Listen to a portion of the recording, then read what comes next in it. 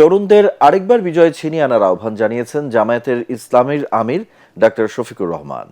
উত্তরাঞ্চলের নির্বাচনী সফরের অংশ হিসেবে বিভিন্ন সমাবেশে দেয়া বক্তৃতায় তিনি এসব কথা বলেন। এ সময় জুলাই শহীদদের প্রতি সম্মান জানিয়ে গণভোটে হ্যাঁয়ের পক্ষে রায় দেওয়ার আহ্বান জানিয়ে জামায়াতের আমির বলেন, জুলাই শহীদদের আত্মত্যাগের শক্তি জামায়াতে ইসলামীর এগিয়ে চলার প্রেরণা। প্রতিবেশী রাষ্ট্র আধিপত্য বিস্তারের চেষ্টা করলে বরদাস্ত করা হবে না, এই বলেও হুঁশিয়ারি দিয়েছেন তিনি। প্রতিনিধিদের পাঠানো তথ্যচিত্রে আরো জানাচ্ছেন খায়রুল ইসলাম। উত্তরবঙ্গে নির্বাচনী প্রচারণার দ্বিতীয় দিনে 10 দলীয় ঐক্যের নেতাদের সাথে নিয়ে রংপুর, গাইবান্ধা, বগুড়া, সিরাজগঞ্জ ও পাবনায় সমাবেশ করেন জামায়াত ইসলামের আমির ডাক্তার শফিকুর রহমান। সমাবেশে যোগ দিয়ে জুলাই শহীদদের প্রতি সম্মান জানিয়ে গণভোটে হ্যাঁয়ের পক্ষে রায় দেওয়ার আহ্বান জানান জামাতের আমির। গণভোটের প্রতি হ্যাঁ বলতে হবে।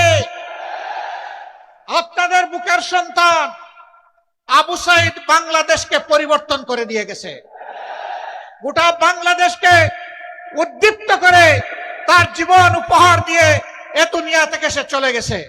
আবু সাইদ সহ তার সঙ্গী শহীদদের কাছে ঋণী নই। এই ঋণ পরিশোধে আপনারা প্রস্তুত আছেন?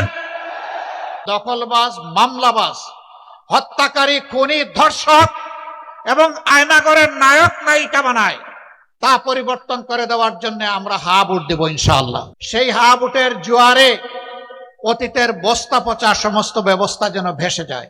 এ সময় বগুড়া ও সিরাজগঞ্জ সমাবেশ করে জামায়াত প্রতিহিংসার রাজনীতি করে না উল্লেখ করে আমির বলেন, ক্ষমতায় এলে ভারতীয় আধিপত্য রোধ ও দুর্নীতিকে লাল কার্ড দেখানো হবে। অতীতে যারা দুর্নীতি করেছেন তাদেরও বিচার করা হবে বলেও জানান তিনি।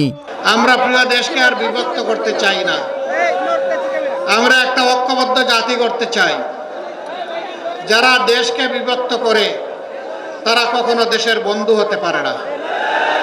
তারা অন্যদেরকে সুবিধা করে দেওয়ার জন্য আর দেশবাসীর মাথায় কাঁঠাল ভেঙে খাওয়ার জন্যই তারা জাতিকে বিভক্ত করে রাখতে চায়।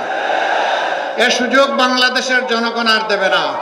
এর আগে সকালে রংপুরে জুলাই আন্দোলনের প্রথম শহীদ আবু সাইদের কবর জিয়ারত করেন জামায়াতের আমির শফিকুর রহমান ও 10 দলীয় জোটের শীর্ষ নেতারা।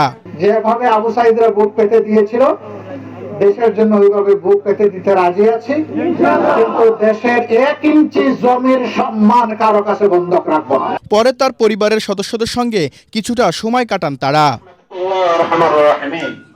খায়রুল ইসলাম, এটিএন বাংলা।